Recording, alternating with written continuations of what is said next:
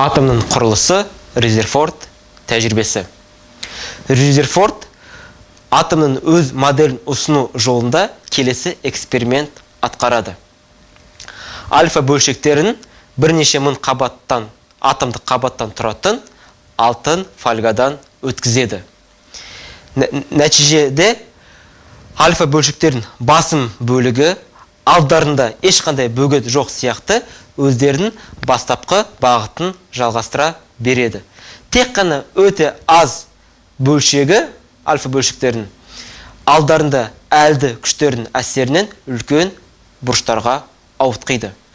Енді осы альфа бөлшектердің заттағы шашырауының нәтижесінде Резерфорд өзінің планетарлық моделін ұсынады. Планетарлық модель күн жүйесінің негізінде жасалынған. Ортада күн тәріздес 10 зарядталған ядро болады. Айналасында планеталардың қозғалысы тәріздес, теріс зарядталған электрондар айналады.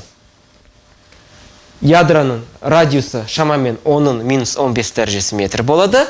Атомның радиусы шамамен 10-10 дәрежесі метр болады. Сонда атомның радиусын, ядро радиусын қатынасын алған кезде 100 мың есе үлкен екенін көреміз. Бұл дегеніміз атомның қалған кеңістігі бос болады. Сондықтан өз тәжірибесінде альфа бөлшектерінің басым бөлшегі тікелей өз бағытын өзгермеуін осымен түсіндірді. Тек қана кейбір бөлшектерін тікелей ядроға соқтығысумен немесе қасынан өткенімен үлкен бұрыштарға ауытқуын осымен түсіндірді.